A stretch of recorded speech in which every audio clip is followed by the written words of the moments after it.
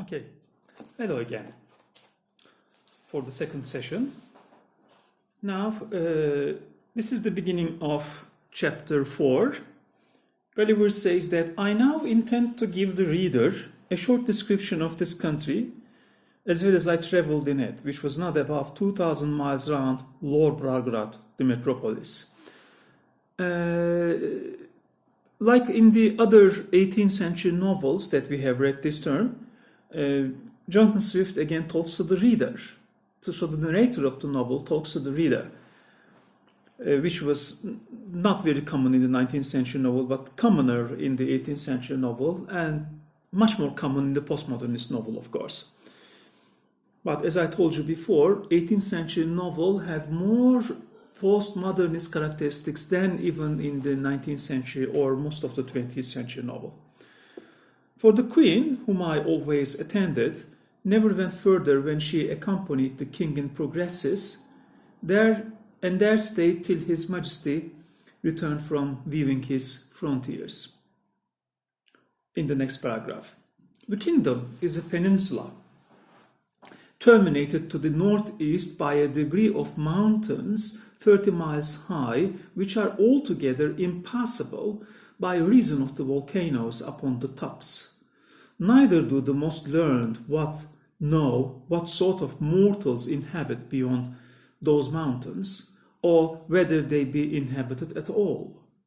On the other sides, it is bounded by the ocean. There is not one seaport in the whole kingdom, and those parts of the coasts into which the rivers issue are so full of pointed rocks, and the sea generally so rough, there is no venturing with the smallest of their boats, so that these people are wholly excluded from any commerce with the rest of the world. So this is why nobody knows about this country, because they are excluded and isolated from the rest of the world. And in these geographical conditions, they live an isolated life, so their civilization is so different from the rest of the world. The next page, the next paragraph. The country is well inhabited, for it contains 51 cities, near 100 walled towns, and a great number of villages. To satisfy my curious reader, it may be sufficient to describe Lorbragrat, the capital city. This city stands upon almost 2 equal parts on each side of the river that passes through. It contains about 80,000 houses and about 600,000 inhabitants.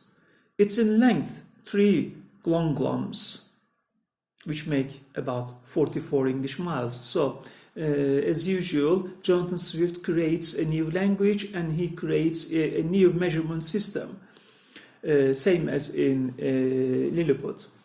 As I measured it myself in the royal map, made by the king's order, which was laid on the ground on purpose for me and extended 100 feet.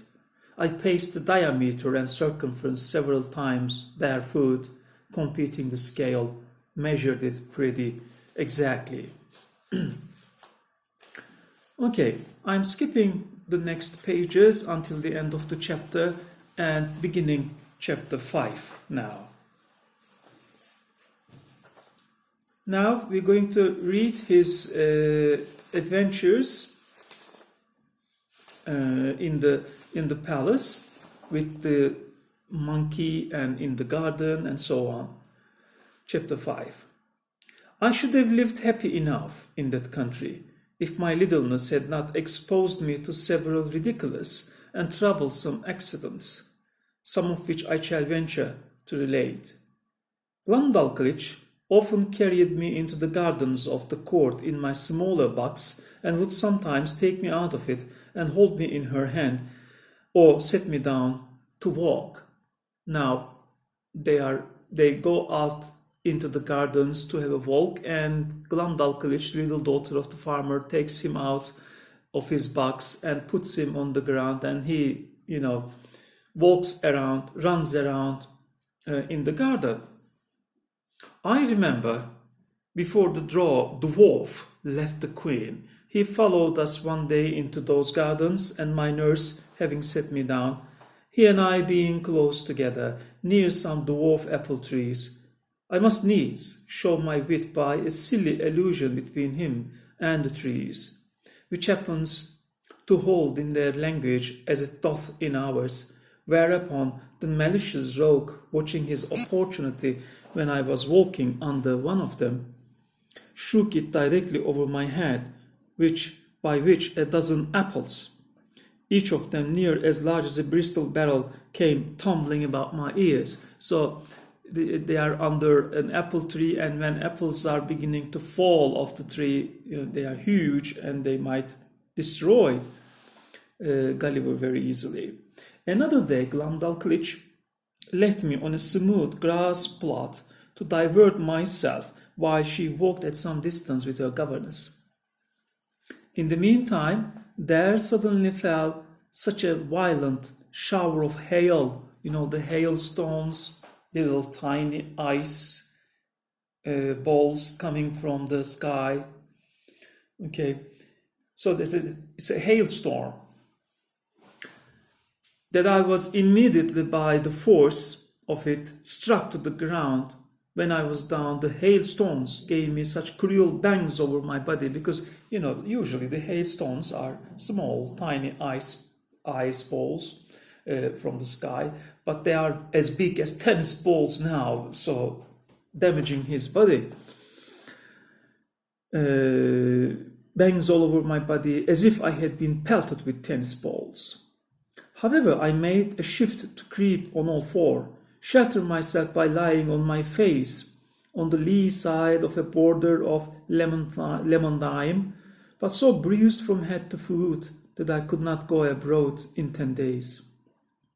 Neither is this at all to be wondered at, because nature in that country, observing the same proportion through all her operations, a hailstone is near 1800 times as large as one in Europe, which I can assert upon experience, having been so curious to weigh and measure them. So, these are the dangerous parts of his adventures. On the next page 125 in my edition, the paragraph begins with, "The Queen, who often used to hear me talk of my sea voyages, and took all occasions to divert me when I was melancholy, asked me whether I understood how to handle a sail or an oar." So that's an interesting part, The Queen wonders about his sailing and how well he can sail a boat or he can row a boat. And asked me exercise rowing might not be convenient for my health. I answered that I understood both very well. For although my proper employment had been to be surgeon or doctor to the ship, yet often, upon a pinch, I was forced to work like a common mariner. But I could see now not how this could be done in their country, where the smallest wherry was equal to a first-rate man of war among us. So the smallest boat in this country is like a huge battleship. And such a boat as I could manage would never live in any of their rivers. Her Majesty said, if I would contrive a boat, her own joiner should make it, and she would provide a place for me to sail in.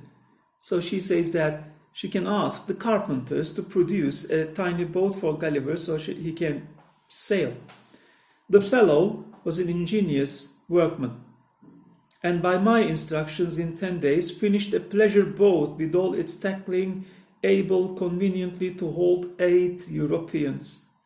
When it was finished, the Queen was so delighted that she ran it with her lap to the king, who ordered it to be put in a cistern full of water and with me in it by way of trial, where I could not manage my 2 sculls or little oars for want of room.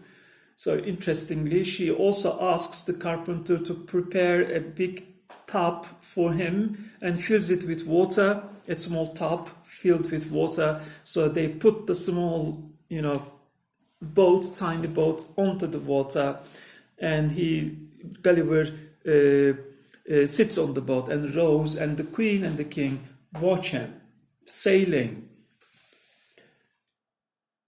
But the queen had before contrived another project. She ordered the joiner to make a wooden trough of 300 foot long, 50 broad, 80 deep, which, being well pitched to prevent leaking, was placed on the floor along the wall in an outer room of the palace. It had a cock near the bottom to let the water when it began to grow stale. 2 servants could easily fill it in half an hour. Here I often used to row for my own diversion as well as that of the queen and her ladies, who thought themselves well entertained with my skill and agility. Sometimes I would put up my sail, gave me a gale with their fans. So the ladies, with the fans to cool themselves, they make wind for Gulliver to sail. Okay, like a toy, it's a wonderful vision here. Okay, queen and her ladies who thought themselves well entertained with my skill and agility. Sometimes I would put up my sail, then my business was only to steer, while the ladies gave me a gale with their fans. And when they were weary, some of the pages would blow my sail forward with their breath. So when the ladies are tired to make wind for Gulliver, the pages, the servants, blow onto Gulliver to make wind. While I showed my art by steering and starboard and larboard as I pleased. When I had done, Glumdalclitch always carried my boat into her closet and hung it on a nail to dry. So I skip the next 2 short paragraphs. The greatest danger I ever underwent in that kingdom was from a monkey who belonged to one of the clerks in the kitchen. So imagine how a monkey could create danger for Gulliver. Glumdalclitch, who had locked me up in her closet while she went somewhere upon business or a visit. The weather being very warm, the closet window was left open, as well as the windows in the door of my bigger box, in which I usually dived because of its largeness and conveniency. As I sat quietly meditating at my table, I heard something bounce in at the closet window and skip about from one side to the other. Whereat, although I was much alarmed, yet I ventured to look out, but stirred not from my seat. Then I saw this frolicsome animal frisking and leaping up and down, till at last he came to my box, which he seemed to view with great pleasure and curiosity. Peeping in at the door and every window, I retreated to the farther corner of my room or box, but the monkey, looking in at every side, put me into such a fright that I wanted presence of mind to conceal myself under the bed, as I might easily have done. After some time spent in peeping, grinning, chattering, he at last espied me, reaching one of his paws in at the door, as a cat does when she plays with a mouse. So the monkey starts playing with Gulliver around. And although I often shifted place to avoid him, he at length seized the lappet of my coat and dragged me out. He took me up in his right forefoot, held me as a nurse does a child she's going to suckle, just as I have seen the same sort of creature do with a kitten in Europe. Now he's in great danger. So this monkey starts chasing him, and Gulliver escapes from the monkey all the time, and finally the monkey catches him and plays with him with his hands. He calls it paw, and he takes him and starts stuffing something into his mouth, as if a child is same as a child is playing with a baby doll. On the next page, I skip the next paragraph. I was almost choked with the filthy stuff the monkey had crammed down my throat. But my dear little nurse picked it out of my mouth with a small needle, and then I fell vomiting, and which gave me great relief. Yet I was so weak and bruised in the sides with the excuses given me by this odious animal that I was forced to keep my bed a fortnight. The king, queen, and all the court sent every day to inquire after my health, and Her Majesty made me several visits during my sickness. The monkey was killed, and an order made that no such animal should be kept about the palace. So this shows us that Gulliver has turned into a very valuable person in the palace. The king and queen protect him so much, so they order that nobody should keep any animals in the palace to play with Gulliver. So they come to his sick bed to visit him, to give him their good wishes. And in the following chapters, of course, Gulliver will visit the king very often, and he will tell him about the